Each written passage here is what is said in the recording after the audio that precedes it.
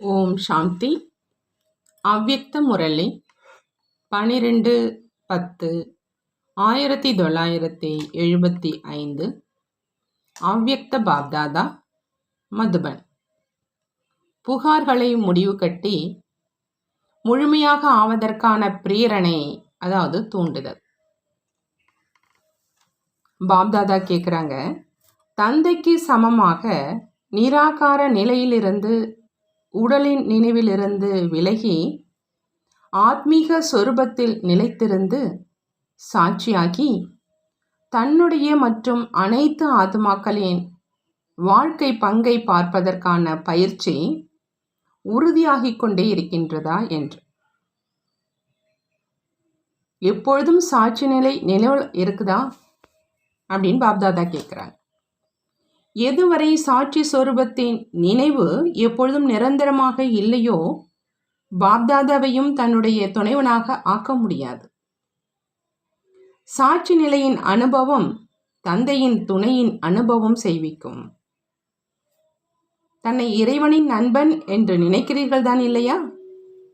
அதாவது தனது மனதிற்கு பிரியமானவராக பாப்தாதாவை ஆக்கியிருக்கீங்களான்னு கேட்குறாங்க பாப்தாதா. தில்வாலா, அதாவது இதயத்தை கொள்ளை கொண்ட தந்தை தான் இதயத்தில் இருப்பவராக ஆக்கியிருக்கீங்களா? ஒரு தில்வாலா தந்தையை தவிர வேறு யாருடனும் இதயத்தின் கொடுக்கல் வாங்கல் செய்வது என்ன அளவில் கூட இல்லை என்று அப்படி அனுபவம் செய்கிறீங்களான்னு கேட்குறாங்க பாபா. ஒருவேளை ஒரு தந்தையுடன் அனைத்து உறவுகளினுடைய சுகம், அனைத்து உறவுகளின் அன்பின் பிராப்தியை அனுபவம் செய்கிறீங்க அப்படின்னா, வேறு எங்கும் எந்த சம்பந்தத்திலும் புத்தி போக முடியாது.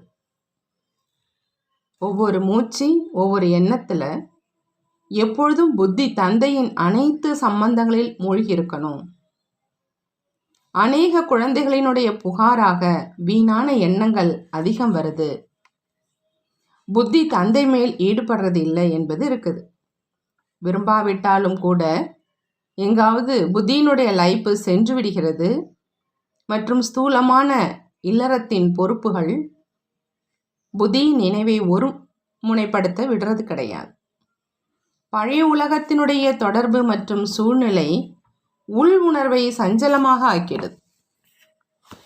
எவ்வளவு தீவிரமாக முயற்சி செய்ய விரும்புகிறோமோ அவ்வளோ செய்ய முடியதில்லை. ஹை ஜம்ப் முயற்சி செஞ்சு நிரப்ப முடியல. முழு நாளில் இந்த விதமான புகார்கள் பாப்தாதா கிட்ட மிக அதிகமாக வருதுன்னு சொல்கிறாங்க. மாஸ்டர் சர்வ சக்திவான் அப்படின்னு சொல்லிட்டு தன்னுடைய சுபாவம் சமஸ்காரத்துக்கே வசப்பட்டுடுறாங்க அப்படின்னா, பாப்தாதாவுக்கும் அந்த மாதிரி விஷயங்களை கேட்டு இனிமையான புன்சிரிப்பு தான் வருது, மேலும் இரக்கமும் வருதுன்னு சொல்கிறாங்க பாபா. எப்போ தன்னுடைய சுபாவம் சமஸ்காரத்தை அகற்ற முடியல அப்படின்னா, முழு உலகத்திலிருந்து தமோ பிரதான அசுர சமஸ்காரத்தை அகற்றுபவராக எப்படி ஆவீங்க? யார் தன்னுடைய சமஸ்காரத்துக்கே வசமாகிடுறாங்களோ அவங்க வசப்பட்டு இருக்கும் அனைத்து ஆத்மாக்களை எப்படி விடுவிக்க முடியும்? தன்னுடைய சமஸ்காரங்கள்னால யார் அவரே பிரச்சனை உள்ளவராக ஆகியிருக்கிறாங்களோ அவங்க மற்றவங்களுடைய பிரச்சனைகளை எப்படி அகற்ற முடியும்? அந்த மாதிரி சமஸ்காரங்களில் இருந்து விடுபடுவதற்கான சரளமான வழி எது? காரியத்தில் வருவதற்கு முன்பு சமஸ்காரம் எண்ணத்தில் வருது. இதை செஞ்சிருவேன், அந்த மாதிரி ஆகணும், இவங்களுக்கு என்ன தெரியும், நானும் இவை அனைத்தையும் செய்ய தெரிஞ்சிருக்கிறேன், அப்படி இந்த மாதிரியான எண்ணங்களில் சமஸ்காரம் உற்பத்தி ஆகுது. எப்போ அந்த நேரம் சமஸ்காரம் என்ன ரூபத்தில் தன்னுடைய ரூபத்தை காண்பிச்சுக்கிட்டு இருக்குது என்று தெரிஞ்சிருக்கீங்க அப்படின்னா, ஒவ்வொரு எண்ணத்தை இந்த எண்ணம் தந்தைக்கு சமமானதா அப்படின்னு சோதனை செய்யும் பழக்கத்தை மற்றும் பயிற்சி செய்வதை ஏற்படுத்திக்கிங்க. எப்படி அநேக பெரிய மனிதர்கள் இருக்கிறாங்க, அவங்க எதையாவது ஏற்றுக்கொள்கிறாங்க அப்படின்னா முதல்ல அந்த பொருளினுடைய சோதனை செய்யப்படும். எப்படி ஜனாதிபதி இருக்கிறாங்க, அல்லது ஏதாவது முக்கியமான நபர் இருக்கிறாங்க, அல்லது பெரிய பெரிய ராஜாக்கள் இருக்கிறாங்க, அவங்களுடைய ஒவ்வொரு உணவும் முதல்ல சோதனை செய்யப்படுது இல்லையா? அதன் பிறகு அவங்க ஏற்றுப்பாங்க. அவங்களுக்கு ஏதாவது பொருள் கொடுத்தீங்க அப்படின்னா முதல்ல அதில் ஏதாவது அசுத்தமானது அல்லது கலப்படமோ இல்லையே அப்படின்னு அவற்றின் சோதனை நடக்குது. அந்த பெரிய மனிதர்கள் உங்கள் எதிரில் ஒன்றுமே கிடையாது. உங்களுடைய ராஜ்யத்தில் இந்த பெரிய மனிதர்கள் கால் கூட வைக்க முடியாது.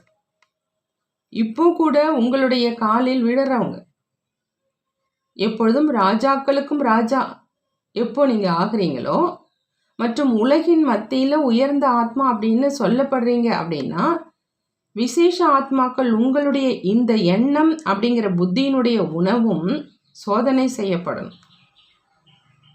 எண்ணம் அப்படிங்கிற புத்தியினுடைய உணவும் சோதனை செய்யப்படும். எப்போ சோதனை செய்யாமல் ஏற்றுக்கொள்கிறீர்களோ அப்போ ஏமாற்றத்தை அடைகிறீங்க. ஆகையினால ஒவ்வொரு எண்ணத்தையும் முதல்ல சோதனை செய்யுங்க. எப்படி தங்கத்தை எவ்வளவு உண்மை அல்லது கலப்படம் இருக்குது, எவ்வளவு இருக்குது கலப்படம், உண்மையான தங்கமா போலியான தங்கமா அப்படின்னு இயந்திரம் மூலமாக சோதனை செய்கிறாங்க. அதே மாதிரி இந்த எண்ணம் பாப்தாதாவுக்கு சமமானதாக இருக்குதா அல்லது இல்லையா அப்படின்னு சோதனை செய்யுங்க.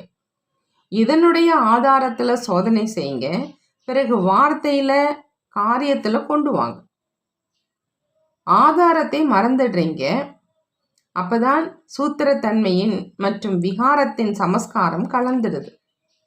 எப்படி உணவில் விஷம் கலந்துடுச்சு அப்படின்னா அது மயக்கமடைய செஞ்சிடும். அதே மாதிரி எண்ணம் அப்படிங்கிற ஆகாரம் மற்றும் உணவில் பழைய சூத்திரத்தன்மையினுடைய விஷம் கலந்துருச்சு அப்படின்னா தந்தையினுடைய நினைவு மற்றும் சக்தி சொரூபத்திலிருந்து மயக்கமடைய செஞ்சிருது. ஆகையினால தன்னை விசேஷ ஆத்மா அப்படின்னு புரிஞ்சுக்கிட்டு தனக்கு தானே சுயம் சோதனையாளராக ஆகுங்க. புரிந்ததா? தன்னுடைய விசேஷ ஆத்மாவின் உயர்ந்த மரியாதை நிலையில் இருந்தீங்க அப்படின்னா பிரச்சனைகள் இருக்காது. நல்லது. இதுதான் சமஸ்காரங்களை அகற்றுவதற்கான யுக்தி. ஒருவேளை இந்த காரியத்தில் எப்பொழுதும் பிஸியாக இருந்தீங்க மற்றும் எப்பொழுதும் புனித அன்னப்பறவை சொரூபத்தில் நிலைச்சிருந்தீங்க அப்படின்னா சுத்தம் மற்றும் அசுத்தம், சூத்திரத்தன்மை மற்றும் பிராமணத்தன்மையை சுலபமாகவே சோதனை செய்ய முடியும். மற்றும் புத்தி இதே காரியத்தில் பிஸியாக இருக்கிற காரணத்தினால வீணான எண்ணங்களினுடைய புகார்களில் இருந்து விடுபட்டுடுவீங்க. இன்னொரு விஷயம், முழு நாளும் ஒவ்வொரு நேரத்துக்கு தகுந்த மாதிரி தந்தையின் அனைத்து உறவுகளின் சுகத்தை பெற முடியறது கிடையாது. தந்தையிடமிருந்து அனைத்து உறவுகளினுடைய சுகத்தை பெறுவது மற்றும் மூழ்கி இருப்பது, மேலும் அனைத்து உறவுகளின் அன்பில் ஐக்கியமாக இருப்பது என்று கோபிகள் மற்றும் பாண்டவர்களினுடைய சரித்திரமாக வர்ணனை செய்யப்பட்டிருக்குது. அந்த அனுபவத்தை இப்பொழுது இன்னும் செய்யலை. தந்தை மற்றும் ஆசிரியர் இந்த விசேஷ சம்பந்தங்களின் சுகத்தை அனுபவம் செய்கிறீங்க. ஆனால் அனைத்து சம்பந்தங்களின் சுகங்களின் பிராப்தியினுடைய அனுபவத்தை குறைவாக செய்கிறீங்க. ஆகையினால எந்த சம்பந்தங்களின் சுகங்களின் அனுபவம் செய்யவில்லையோ அந்த சம்பந்தங்களின் புத்தியின் ஈர்ப்பு செல்லுது. எந்த சம்பந்தங்களின் சுகங்களின் அனுபவம் செய்யலையோ அந்த சம்பந்தங்களில் புத்தியினுடைய ஈர்ப்பு போகுது. மேலும் அது ஆத்மாவின் ஈடுபாடு மற்றும் புத்தியின் ஈர்ப்பு இவ்விரண்டும் தடை ரூபமாக ஆயிடுது. ஆகையினால முழு நாளில் விதவிதமான சம்பந்தங்களின் அனுபவம் செய்யுங்க. ஒருவேளை இந்த நேரம் தந்தைக்கிட்ட இருந்து அனைத்து சம்பந்தங்களின் சுகத்தை பெறல அப்படின்னா அனைத்து சுகங்களின் பிராப்தியில் அனைத்து சம்பந்தங்களின் ரசனையை பெறுவதில் குறை இருந்துடும். இப்போ ஒருவேளை இந்த சுகத்தை பெறல அப்படின்னா பின்பு எப்போ பெறுவீங்க? நீங்கள் ஆத்மாக்களோடு அனைத்து சம்பந்தங்களையும் முழு கல்பத்தில் அனுபவம் செய்வீங்க. ஆனால் தந்தையோடு அனைத்து சம்பந்தங்களின் அனுபவத்தை இப்போ செய்யல அப்படின்னா ஒரு பொழுதுமே செய்ய முடியாது. ஆகையினால இந்த அனைத்து சம்பந்தங்களின் சுகங்களில் இரவு பகலாக முழுமையாக தன்னை பிஸியாக வைங்க. இந்த சுகங்களின் நிரந்தரமாக இருப்பதனால மற்ற அனைத்து சம்பந்தங்களும் சாரமற்றதாக, சுவையற்றதாக அனுபவமாகும். ஆகையினால புத்தி ஒரு இடத்துல நிலைத்திருந்துடும். மேலும் அது அலைப்பாய்வது முடிவடைந்துவிடும். மேலும் நீங்கள் இந்த சுகங்களின் ஊஞ்சலிலேயே எப்பொழுதும் ஆடிக்கொண்டே இருப்பீங்க. அந்த மாதிரி நிலையை உருவாக்குவதனால தீவிர முயற்சியாளராக, இயல்பாக மற்றும் சுலபமாக ஆகிடுவீங்க. மேலும் அனைத்து புகார்களும் முடிந்து முழுமையானவராக ஆகிடுவீங்க. புரிந்ததா? உங்களுடைய புகாருக்களுக்கான பதில் இதுதான். நல்லது. அந்த மாதிரி எப்பொழுதும் அதீந்திரிய சுகங்களின் ஊஞ்சலில் ஆடக்கூடிய, எப்பொழுதும் தந்தையுடன் அனைத்து உறவுகளை அனுபவம் செய்யக்கூடிய, எப்பொழுதும் தன்னை சாட்சி மற்றும் தந்தையை துணைவராக புரிந்து கொள்ளும் அந்த மாதிரி இறைவனின் நண்பர்களுக்கு, எப்பொழுதும் இறை சேவையில் இருக்கக்கூடிய மற்றும் அந்த மாதிரி தந்தைக்கு சமமான குழந்தைகளுக்கு பாப்தாதாவின் அன்பு நினைவுகள் மற்றும் நமஸ்காரம். நாமும் நம்மளுடைய பாப்தாதாவுக்கு அன்பு நினைவுகள் மற்றும் நமஸ்காரம் செய்வோம். நல்லது. கேட்கும் பொழுது குஷி அடையிறீங்க. ஆனால் அதன்படி நடக்கிறதுல சில நேரம் வேறு கட்டாயத்தில் வந்துடுறீங்க. கேட்கும் போதே இவ்வளோ குஷி அடையிறீங்க அப்படின்னா சொரூபம் ஆகும்போது எவ்வளோ குஷி இருக்கும். இந்த நேரம் அனைவரும் மகிழ்ச்சி நிறைந்த மலர்ந்த முகமுடையவர்களாக இருக்கீங்க. இதே மாதிரி எப்பொழுதும் மகிழ்ச்சி நிறைந்த முகமுடையவராக இருந்தீங்க அப்படின்னா தன்னுடைய நேரத்தையும் சேமிப்பீங்க மற்றும் பொறுப்பில் இருக்கும் ஆத்மாக்களின் நேரத்தையும் வீணாக்க மாட்டீங்க. இதுவரை விழுவது மற்றும் எழுவது, தன்னையே பாதுகாப்பாக வைப்பது மற்றும் புத்தியை ஒருநிலைப்படுத்துவதில் 25% நேரம் போகுது. அது இப்பொழுது மிச்சப்பட்டுடும். மேலும் சம்பாதிப்பதில் சேமிப்பாயிடும். இப்பொழுது சேமிப்பதை கற்றுக்கொள்ளுங்கள். புரிந்ததா? வரதானம். எப்பொழுதும் அனைத்து பிராப்திகளின் நினைவு மூலமாக யாசிப்பதின் சமஸ்காரங்களிலிருந்து விடுபட்டு இருக்கக்கூடிய முழுமையான மற்றும் நிரம்பியவர் ஆகுக. முழுமையான மற்றும் நிரம்பியவராக ஆகணும் அப்படின்னா எப்பொழுதுமே அனைத்து பிராப்திகளின் நினைவு மூலமாக யாசிப்பதனுடைய சமஸ்காரங்கள்லேருந்து விடுபட்டு இருக்கணும்.